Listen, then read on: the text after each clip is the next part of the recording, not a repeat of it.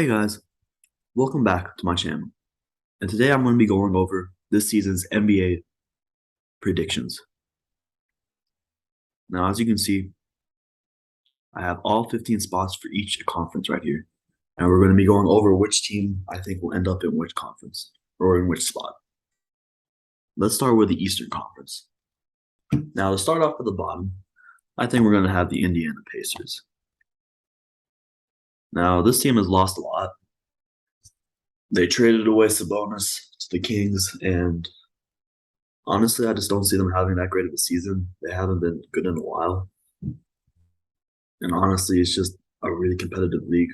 I expect them to trade and start rebuilding even more. I'm gonna guess that Miles Turner leaves this year. That's just my guess. Anyway, next up on number 14 for the Eastern Conference, we got the Detroit Pistons. Now this team has been doing a lot of rebuilding the last couple years with the draft, but I just think that they're still not ready yet. I'm pretty sure they're going to tank this year. But next up, we got the Washington Wizards. Now this one's kind of tough because they just re-signed Bradley Beal, so obviously he's good. But they also traded away KCP and Ice Smith, but they did get Monte Morris and Will Barton. But that being said, I think they're still not really ready, and they're still not that good of a team. Though they do have Porzingis now, I just don't think they have really proven themselves since the Westbrook trade to really get that far. Anyway, on to number 12, the Orlando Magic. Now, I think this team will slightly improve from where it was last season, but it's just not there yet, really. And although they got the new draft pick with Paulo, I just don't think they'll be that good to compete with some of the other teams in this conference. Next up, in number 11, we got the Charlotte Hornets. Now, the Hornets are kind of tough. They could honestly end up a lot lower. I already kind of feel like they're a mess.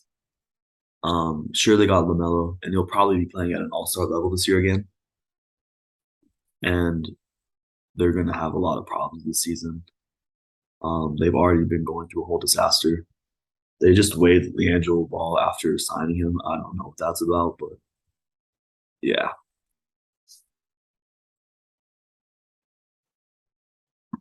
Next up at number 10 for our first play-in spot, we got the New York Knicks. Now, the Knicks are a tough one. They've been struggling for a while. They got to the playoffs 2 seasons ago. But besides that, they haven't really done much, and they missed it last season. Some good moves this year with acquiring Jalen Brunson. But I really don't think that was that, great of a move for them. They're still really missing all-star caliber players. Although they do have star players, it's just not going to be as good as they think it will.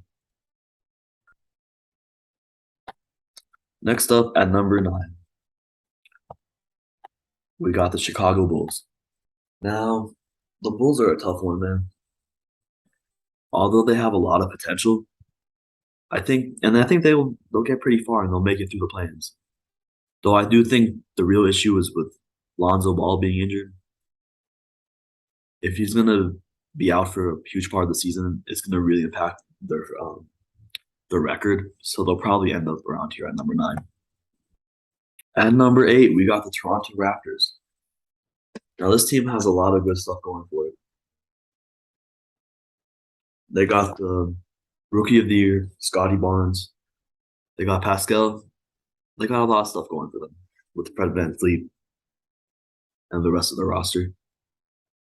But just given how competitive the rest of the conference is, I just think this is an appropriate spot to put them.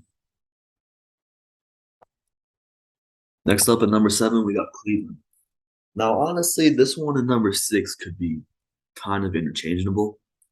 I think the difference in wins will be very small, probably just 1 or maybe even 2 at most. But that being said, this team made a lot of improvements. Sure, they don't have Sexton anymore, but they got Donovan Mitchell from Utah. Now, Donovan Mitchell has been making the playoffs for a while. but he's been doing that in the West, a rather very injured West in the last couple of years. But now I think he has a big chance to prove himself here. He could make it to the number 6 and not even have to make it through the play-ins. But I do think this team will make the playoffs without a doubt. Now we got number 6, the Atlanta Hawks. Now this team made a really good move with the Spurs this year, and they got DeJounte Murray. Now they're loaded on shooters right now, but I still think they're lacking in their center and their forwards. But besides that, I think they have a really good chance. And like I said, between them and the Cavs, it'll be a very small difference. They could end up at number 7, but for now, I'm just going to put them at number 6. Number 5, we got the Miami Heat. Now, this is unfortunate because last season they were at number 1. That being said, they did lose PJ Tucker, so I do think that will have a big impact on them. Also, Kyle Lowry has obviously been not playing at the same level he used to. So I do think that will take an impact on them. But I do still think they are contenders, and they will make the playoffs this year. But I don't think they will win as many games as they did last year. Anyway, on to number 4. We got the Brooklyn Nets. Now this one kind of scares me to put it up here, given how badly they performed last season. But I do have some hope in this team. Ben Simmons is going to be coming back, and whether you like him or not, he is a good defensive player. Obviously, they have KD and Kyrie Irving, and although those two did get swept last year in this team, I still think they have a pretty good chance at making it this far, though I can't put them at the number 1 spot or the top 3. And also, in addition to that, Kyrie Irving is going to be coming back. He will be able to play every single game as all the restrictions have been let go. Therefore, I think they'll go pretty smoothly. But then again, there's a whole thing with KD trying to get traded, so there might be a little bit of some difficulties there. But besides that, I think everything will go okay for them, though I don't expect them to get super far and getting closer to a finals appearance. At number 3, we got the Philadelphia 76ers. Now, this team has made a great improvement this offseason by adding PJ Tucker. I think in that case, they're going to be a great team. That being said, they also have Joel Embiid and James Harden. Now, Embiid is obviously going to play at the high level he does and will definitely be an MVP caliber player again this year. Whether he wins it or not, I'm not sure. I do believe that will go to Luka Doncic this year, but I'll get back into that later. Anyway, the only issue with this team I can really see it keeping it from the number 1 spot is James Harden. If he plays like he was playing last year, it'll be a huge issue. Though if he comes back and he plays pretty good like he used to play, I think they'll be fine. At number 2, we got the Boston Celtics. This team made the finals last year, though they did not win it. They still made a pretty big impact. Though I don't think they'll get as far as they did last season. The reason I say this is because of obviously the whole coach drama. Because if you remember the last season at the beginning, they were kind of looking to be a lottery team, maybe a play-in team. But due to the change in coaching, they made a huge improvement on their defense. And that really does make a change in the way a team plays. For our final Eastern team, we got the Milwaukee Bucks. Now, I'm a huge believer in Giannis and the Milwaukee Bucks. Giannis will again have another MVP caliber season. Again, we'll talk about whether he can win it or not. But anyway, I think this team is just really well around. The only reason they didn't do that good last season was because Middleton was injured. Though besides that, I think this team will be great, and they got him back. So, assuming everyone is healthy, this is how I believe the Eastern Conference will pan out. Anyway, on to the Western Conference.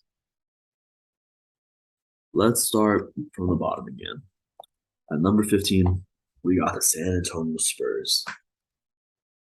Now, they lost DeJounte Murray this year.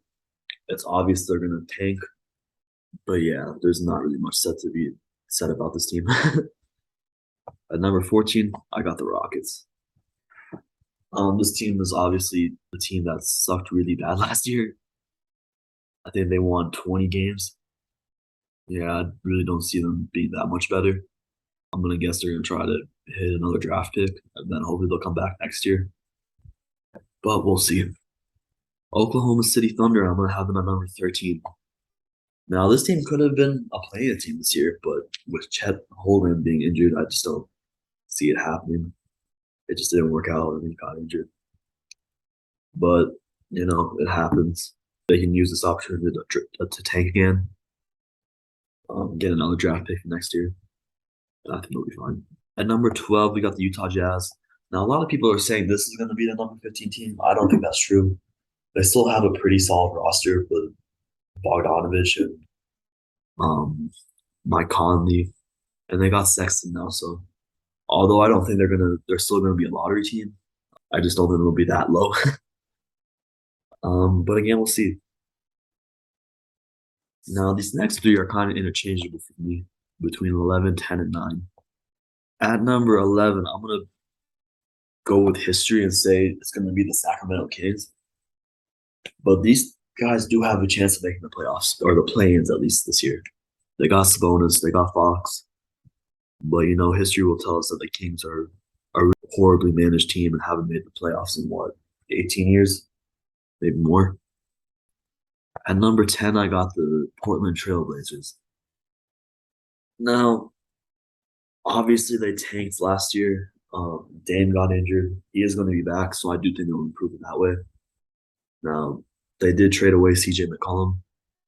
And although I thought they were going to really start adding different pieces around Dame, that just didn't happen. Sure, they got Jeremy Grant, but I really don't see that as being a huge improvement to their team.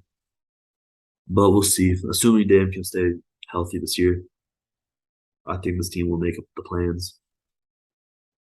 Anyway, on to number 9. We got the LA Lakers. It's unfortunate I have to put this one down here, but it happens. Although you can't really count them out because it has LeBron on it. But AD has been really injury prone last 2 years.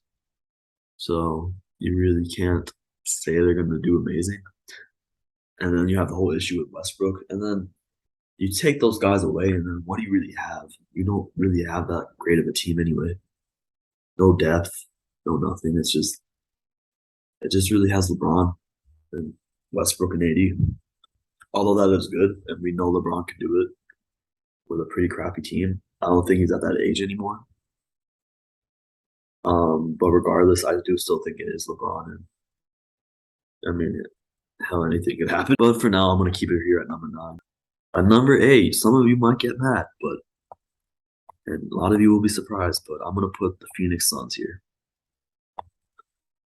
Now, this one is it's a tough one, but I'm putting it here.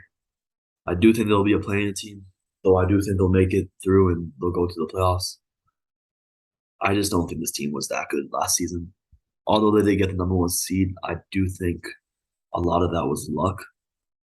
Like I said, the Clippers and the Nuggets were both injured.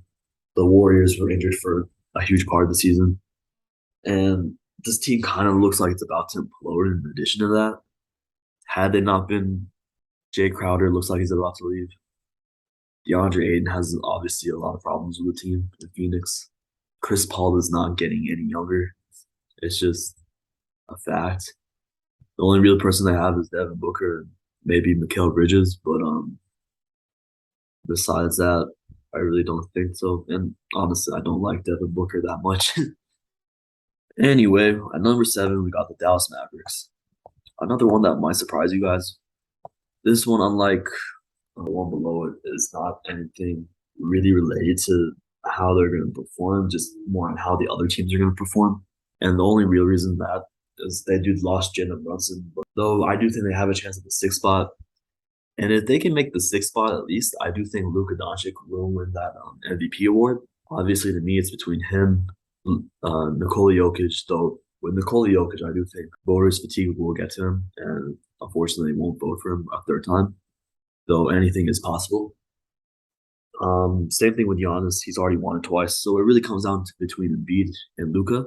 Luka really performs the way everyone's expecting him to, then I really think this season will be his, especially if he gets that sixth spot. But for now, I'm going to put at the seventh. For number six, we got a couple teams still left here. And to put at number six, I'm going to go with the New Orleans Pelicans. Now, this team has hugely improved. Last season, they had a huge comeback when they added CJ McCollum to the team. And now they have Zion Williamson back. It would be absurd to put them any lower. Of course, unless injuries happen, but for now, I do think they're looking really good. Zion's going to perform amazing this year after being gone for so long.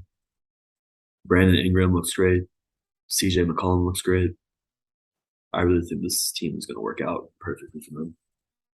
At number five, though, I had trouble choosing this one between 5 and 4, but I'm going to go with the Golden State Warriors. Now, a lot of you are like, what? This team is very scary. The only reason I put them this low is because I don't really think they care that much about the regular season anymore. They'd rather save their energy for the postseason because they've been there so many times and they have probably the biggest chance of making it through. I don't think it really matters where they end up on the playoff spot or in the seeding as long as they make it through. And not to mention, there's been a lot of drama with Draymond Green and Jordan Poole, as we all know, with him punching him in the face and that going viral. So whether Draymond leaves this year or next year, there's obviously going to be a lot of problems. I just don't think this team is going to go any higher. And there was a lot of teams that weren't really on the same level as they are this year. So I think that will really get between them. Anyway, on to the top 4. Like I said, I had trouble between 5 and 4. The Minnesota Timberwolves are the 4th spot. Obviously, although I'm not a huge fan of the Rudy Gobert trade, just because they traded away so many picks, I don't think that was a smart move. Regardless, though, they do have Rudy Gobert on the team. And having Rudy Gobert and Karl-Anthony Towns, that's scary, man. And they have Anthony Edwards, which is a very young talent, and I do think he has a chance at the All-Star this year. Yeah, especially with Donovan Mitchell clearing that spot now, it will be, yeah, they're going to have a great year. And, you can't be mad for them. Yeah, I think this team will play great. Anyway, for number 3, I got the Memphis Grizzlies. They will probably play at the same level as they did before. The only real issue with them being slow is Jaren Jackson Jr. being out for a little bit. Everything else, Ja Morant will play at an even higher level than he did last year. And this team will only continue to grow. I don't think this is their year for a championship yet, but next 2 years might be theirs. So watch out for them. And our final 2, we got the Nuggets and the Clippers. Now for the second spot, I'm going to put the Clippers. Now we'll go into why the Nuggets have the number 1 spot in a little bit, but let's start with the Clippers. Now this team is going to be greatly improved from where they were last season. They're going to get Kawhi Leonard back. Paul George is going to be playing for most of the season. And yeah, I think that alone fixes the whole team. Yeah, they're just going to be playing at a high level. Kawhi Leonard has always been a huge threat in the playoffs and in the regular season, and he's a Terminator, man. Obviously, it might take a little bit for him to get back in the group because he hasn't played basketball in over a year. But besides that, I think they'll play great. At the number 1 spot, we got the Denver Nuggets. Now, I'm going to be honest, I'm a little biased here as I am from Denver. But besides that, I really do truly believe that this team has a great chance. Had this been last year, I would have put them a lot lower. But hey, they got Michael Porter Jr. back. Jamal Murray's coming back. And they made a lot of good offseason changes. But this team actually looks very scary. And for once, I don't think a lot of people disagree with me. Crazy. They got Bruce Brown and KCP to fix those defensive problems. Will Barnes gone, who's been a huge problem for this team for years. Jokic is going to be playing at the high MVP level he usually does. Although I don't think he'll win it again this year. And I don't think that's a concern for him either. He'll still be playing at a high level that will scare everyone. And now he's got his boys back with Michael Porter and Jamal Murray. So obviously he's got his his best scorers back. Bones Highland is also another thing that's going to be a huge threat. He's obviously one of the better draft picks from last season. And I just really think that between those four guys, they can all put up 20 points a night, maybe each. Aaron Gordon's going to be there. The issue with last season was he was kind of their second best player. And although Aaron Gordon is great, he doesn't really work as a second option.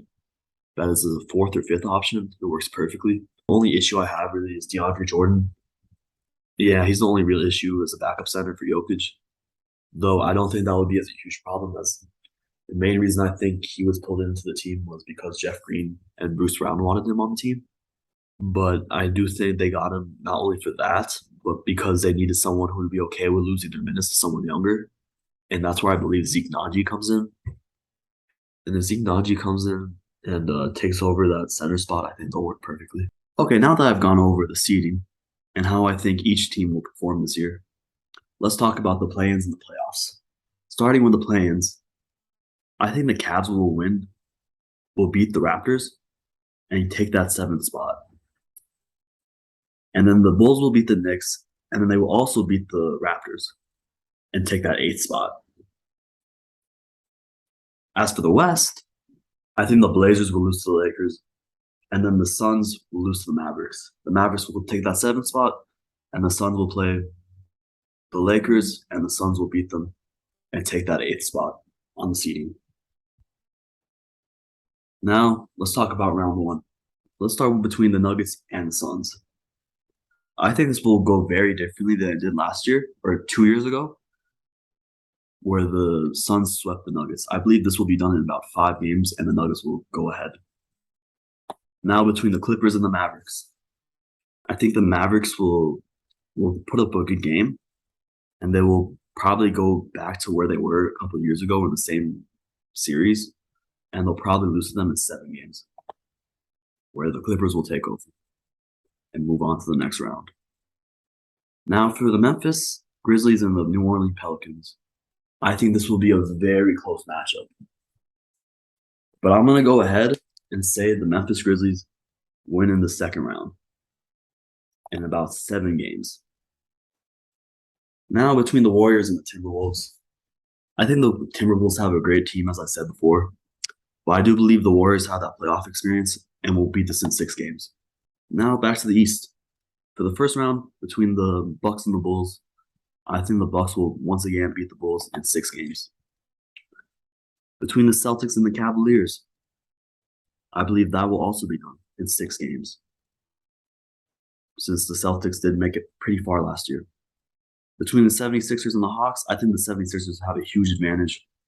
And even though this didn't go their way a couple years ago with the Hawks, now that they have a new team, I believe they will be done with this in about 4 games.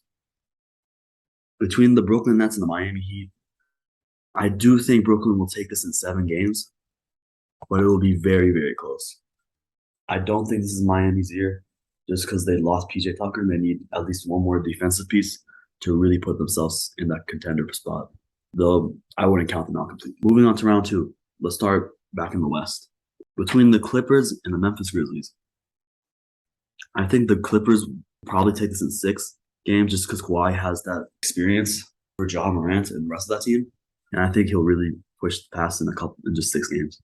Between the Nuggets and the Warriors, I do think this will be a very crazy series. It won't be like last year where the Nuggets got a gentleman's sweep. Now that they have MPJ and Murray, assuming they're all healthy, I think the Nuggets will take this in a very, very close 7 games. Back to the East. Between the Bucks and the Nets, I think the Bucks will take this in 7 games.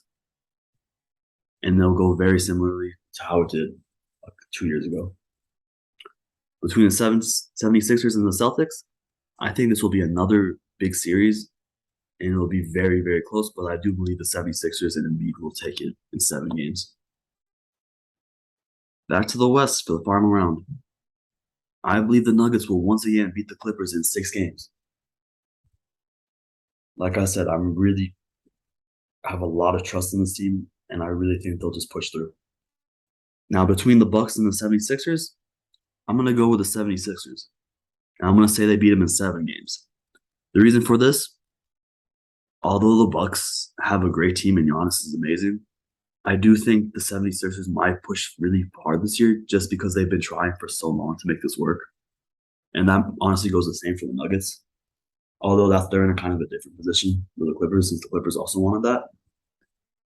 That being said, I really think the 76ers are going to push themselves to the max, and they will beat the Bucks. Again, in a very close series, but regardless, they'll still make it. And now we come to a very, very interesting finals appearance. We got the two big centers, the two best centers in the NBA facing off against each other. Nikola Jokic and Joel Embiid. Two very powerful teams. And I do think the Nuggets will take this in 6 games. The reason I say this is although the 76ers are a great team, I really have a lot of trust in this Nuggets team. And I'm not just saying that because, it's the Nuggets, but it's just their team is so good this year. And I really think that addition of MPJ and Jamal Murray will take this. And that kind of wraps up my video, guys. Now, if you enjoyed this, please let me know and comment what you agreed with and what you didn't agree with. Just let me know what you guys think of my list. If you don't like it, just, again, let me know. I love to hear other people's opinions. Go ahead and rank your in the comments and tell me who you think is going to bring home that championship this year. And if you guys could just subscribe and like the video if you enjoyed it, I'll be making more of these NBA type videos in the future. And yeah, the season's about to start tomorrow, so thank you guys. Have a great day.